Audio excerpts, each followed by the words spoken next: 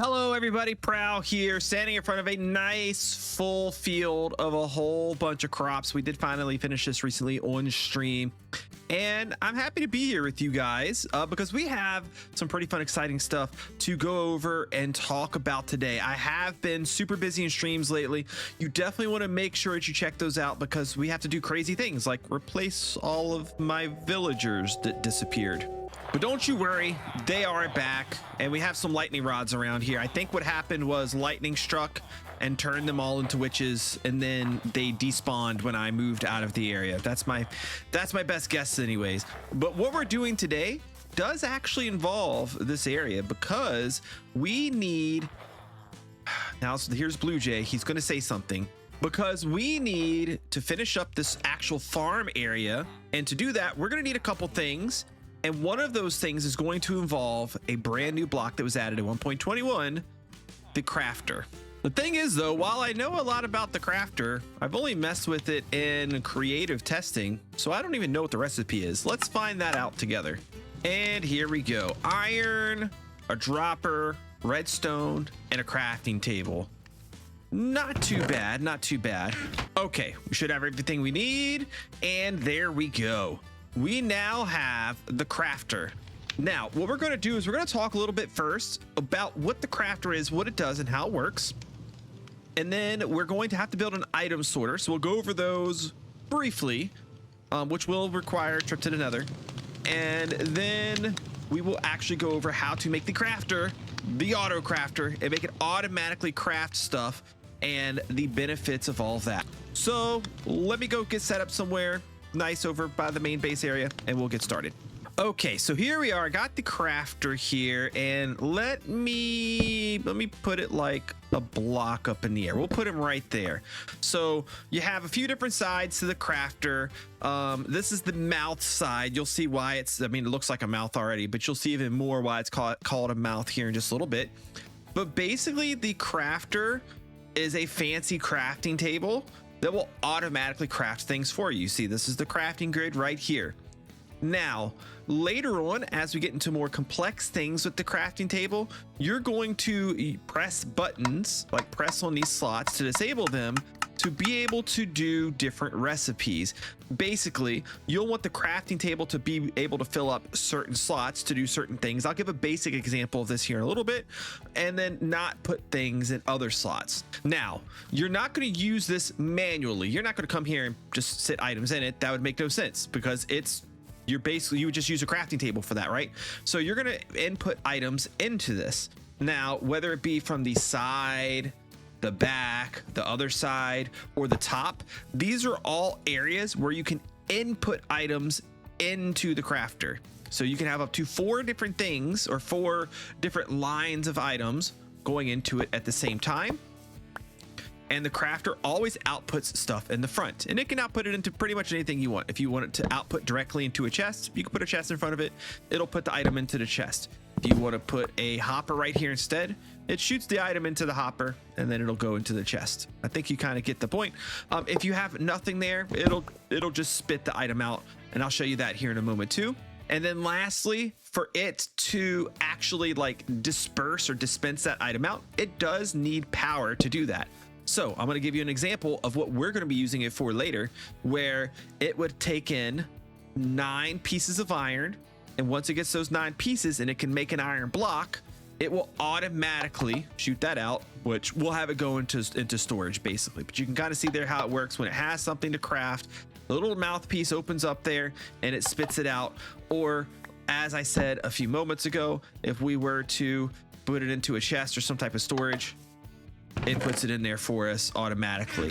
So super cool, super nice, super convenient. And we're going to be using this to take all of the iron ingots that we get from our iron farm, and instead of having to put them in a lot of chests, because we're going to AFK our iron farm a lot to get a lot of iron, that's going to require a lot of storage.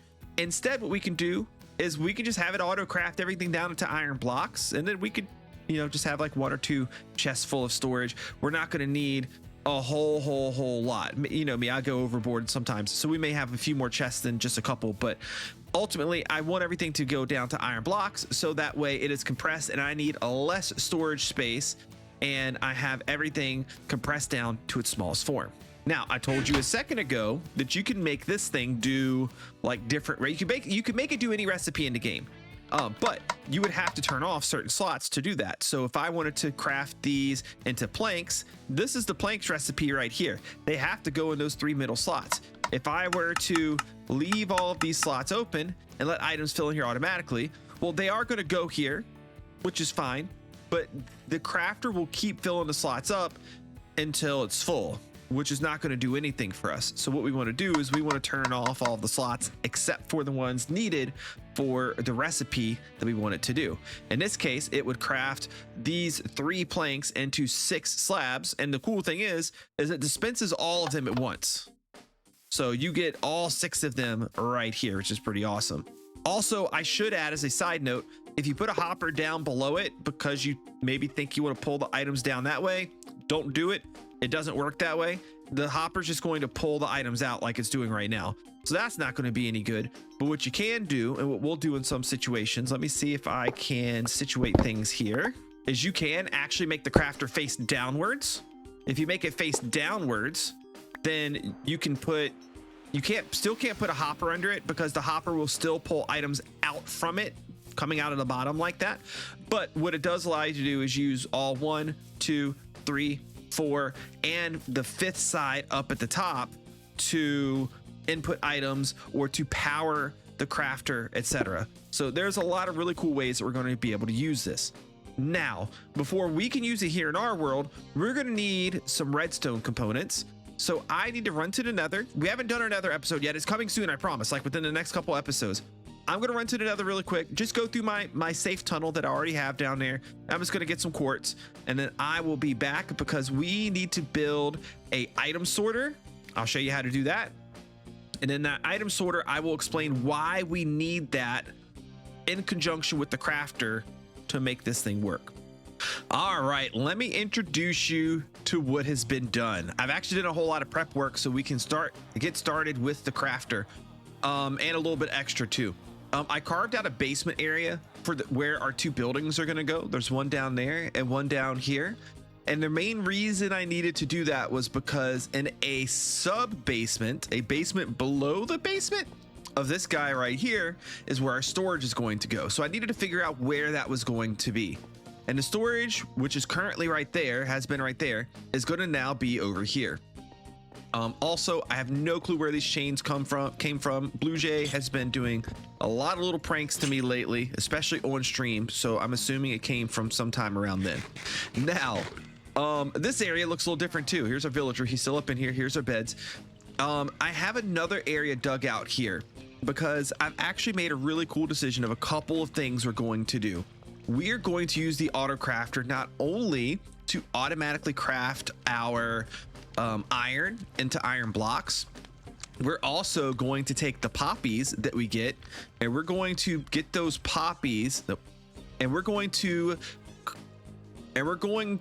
compost those poppies down into bone meal, and then we're going to take that bone meal and make it into bone blocks. So this farm, just our regular old iron farm, is going to produce iron blocks for us. It's going to produce string for us, and it's going to produce bone blocks for us. And then we're going to have all of that stuff go into the item sorter system over here.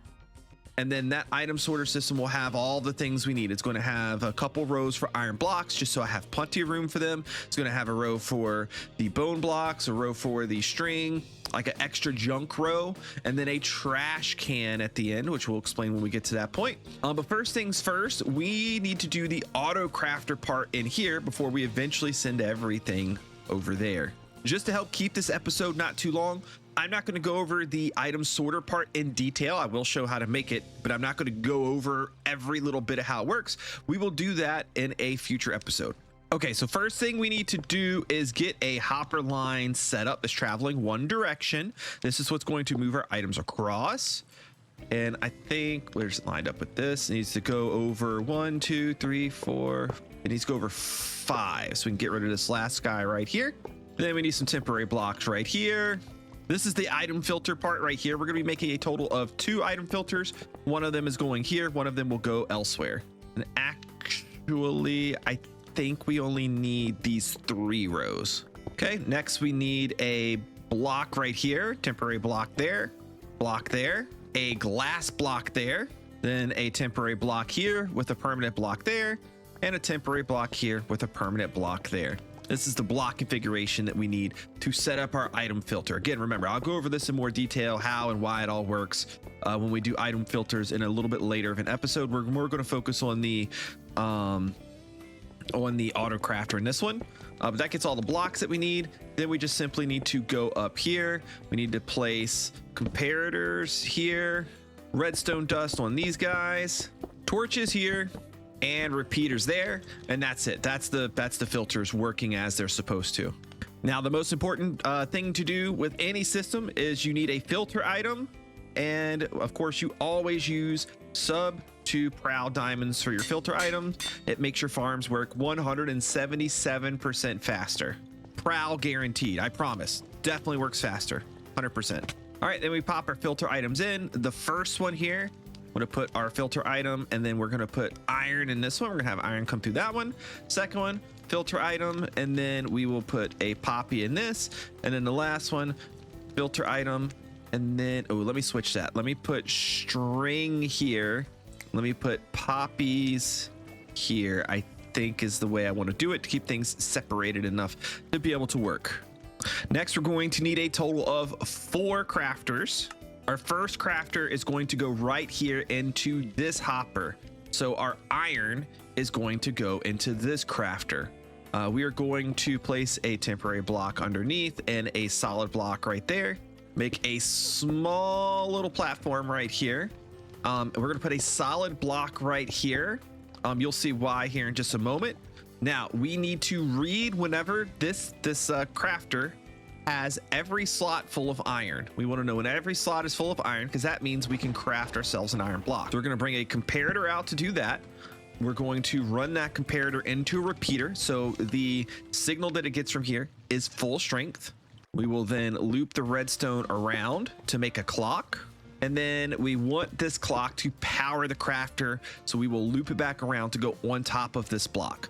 Now, I think right now would be a good important time to show you something additional with how the crafter works, so you understand what's happening and what we're doing. So when we have a crafter down, I'm going to just place one down right here. I'm not fully prepared for you to be able to easily see everything, but I'll still be able to show you. When we read a signal coming out of a crafter, we can read up to a signal strength of 9. 9 redstone dust gets powered. 1, 2, 3, 4, 5, 6, 7, 8, 9. And I'll put a 10th one down just to be sure I show you.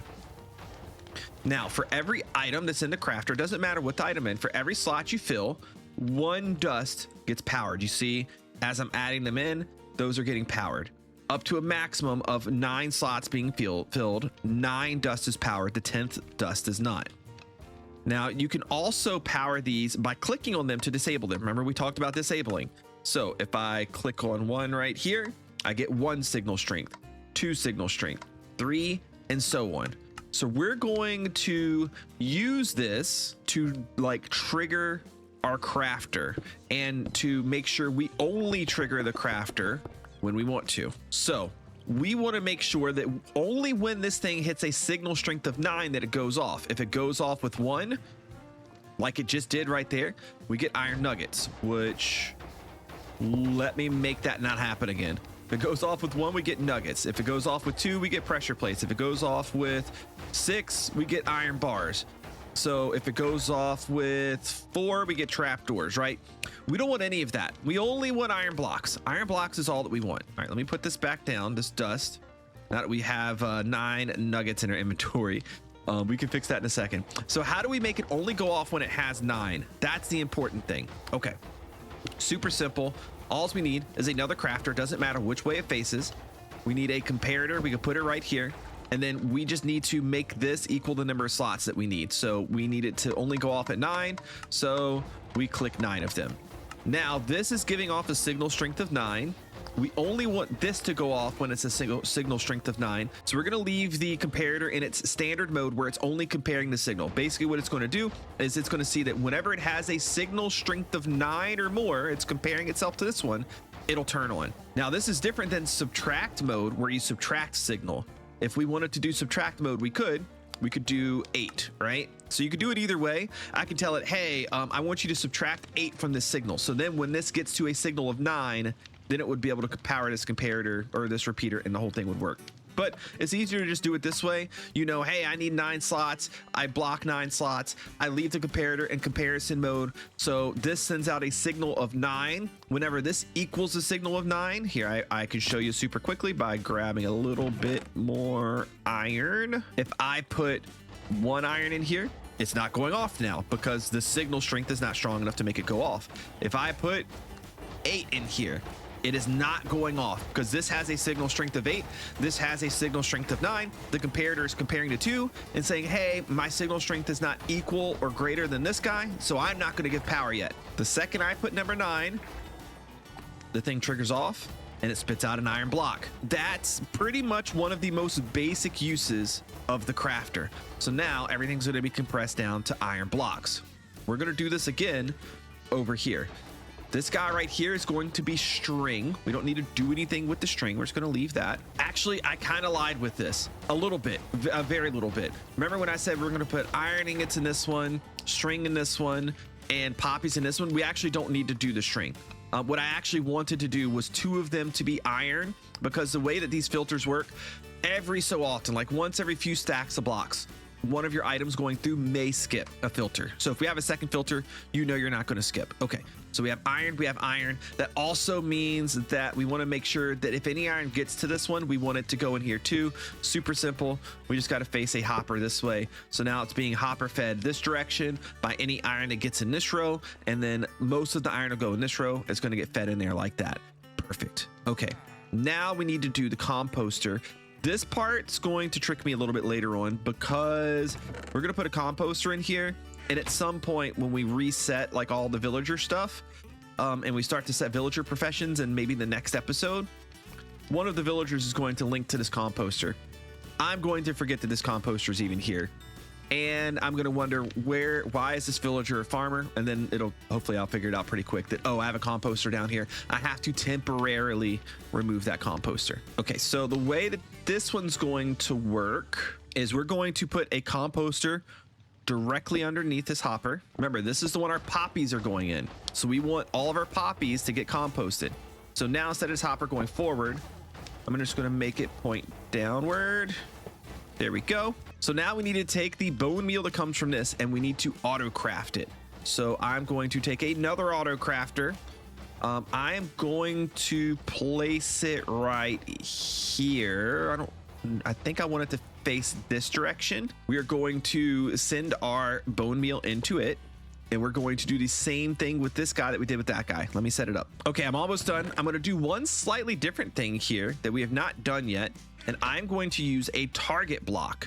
A lot of people don't know to use target blocks in their redstone builds, but we are going to do that. And it's a very basic but simple reason. Let me show you. I'm going to stand right here. I want to power this. I have a kind of tight space here, right? We have the whole thing set up just like we do above. I don't need to explain anything different. But we need to power this block. I can't use this space up here.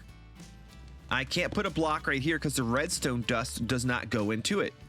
I can't put a repeater right here because then I'm not making a clock, and you have to make a clock. It has to be a clock. So what do? We use a target block because a target block will redirect redstone. So now you see the redstone dust goes here and it goes there. So now whenever this clock goes off, it will also power this target block, which will target our crafter and send us a nice bone block out. And then last but not least, we now need to send everything right here to this hopper. We're going to have our bone blocks go into here. Currently our string is going to come all the way here. It doesn't have a filter to go in, so the string's going to get stuck like right here. So we want to bring that into here too. We could do this. Oops. And that right there. So now all the string makes it down. And then lastly, but not least, we just need these iron blocks. Super simple. All we do is we need to just get the iron blocks to here and they'll go down. So I can just do a couple hoppers here. Hopper, hopper, and hopper. So now, just to give you the full picture of what's happening, in this first section right here, iron is coming out of these. It's going into this crafter. We're actually about to see it happen here in just a moment. It gets automatically crafted into an iron block. Iron block makes its way over and goes down into this hopper right here, or this hopper right here. Our poppies come across, they go into this filter, they work their way down, they then go down into the composter. Eventually they get composted down into bone meal. The bone meal goes into this crafter back here. Once that crafter gets filled, it makes a bone block. It spits the bone block here. This hopper right here will now get all the string, all the iron blocks, and all of the bone blocks. So now we got to get that not just all the way over here, but we got to get it up there too. And the easy and really fun way to do that is we're going to use water to move everything, because water is less laggy than a whole bunch of hoppers. It's cheaper than a whole bunch of hoppers, and it allows us to see the items if we want to build something cool, to see the items. And I like to see items because it's fun. So I'm going to set that up and show you guys what I did. All right, it's not pretty yet, but it works. And the layout is how I wanted. This thing is super awesome. So we already showed you how all of this works. You understand all of that. We added in a dropper here. This dropper just has a basic clock to it. It sees that stuff is inside of the dropper, and when something's inside of it, it runs the clock and throws the stuff out of the dropper. Nice and easy, right? So everything comes through here. We have the crafter here that is crafting our poppies into bone meal, and then our bone meal is then being auto crafted into bone blocks. You guys have already seen the iron auto crafter work. It is over here doing its thing. One more piece of iron, boop, there we go. We auto craft that, and what you'll see here, if we wait for it, there it goes. It is flowing through. And then I love this part right here, a little window to see our items go across. Yeah, that's awesome. And then it's going back through here. There's a little water elevator we used back there, like we did with, say, the skeleton farm and other things that we've done, where we send things up via a piece of soul stand and some water. And then those items go across up here. They drop into a hopper over there, and that just runs through the exact same type of item filter that we did over there. And like I said, we'll go over item filters a little bit more in a future episode where I explain every piece of them. And then we have one row that has no filters in it. I did run through all of the iron that we had in the chests over there. As you can see, we have almost 6 stacks of iron blocks. They are coming in really quickly. I have some iron over here that I need to throw in. I just toss it right here. There we go. That'll produce some more iron blocks. We have 2 rows of iron blocks. We have 1 row of bone blocks, which is not producing anything yet because the filter has to fill up here first. That'll take a little while. It's just extra. It's not really, I don't know, I'll probably never need to use it really, but it's there if I do need to. And then we have our extra chest where our string is going. I was informed of something I did not know before. Oh, before I do that, I got to tell you one super small correction to make. I don't think this matters on a single player world, but it may matter on a server or a realm. On your clocks that are hooked to your crafters, add a 1 tick of delay by just clicking this. Usually it's in this position. Add 1 more tick of delay to it by clicking it and putting it in the second slot. That actually technically makes it give a 2 tick delay, because for some reason, I don't know why, I was getting a double pulse to this, and it was crafting nuggets and pressure plates, and I have no clue why it was doing that. It's never done that in any of my testing on a single player world, but hey, you find out little things on a multiplayer world that you may need to do or change, and we've got that change here. It doesn't matter for the anything else like the dropper clocks. Also, we do have a trash can right here. I did not show that off, but if I were to put something in here that I don't really care about burning, let's burn a tiny bit of cobblestone, I guess.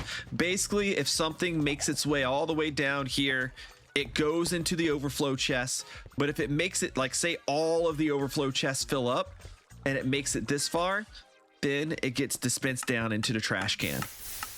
So basically it's overflow proof. If something over here, any of these things fill up all the way, and then this fills up all the way, all the extra is just going to get trash.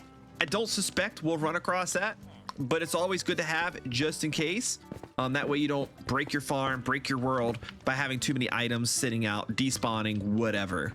Also, having a row of like unsorted items or row of like extra stuff is always good, because you could always do something weird and funny and stupid, like throw your pickaxe inside of your iron farm or something, and you don't want it to get thrown into the trash can. So have that extra row just in case. And now we have some string in there too, which will be good if we need string. Like I said, it's not pretty yet, but it's functional. Hopefully you guys learned a lot about Autocrafters today.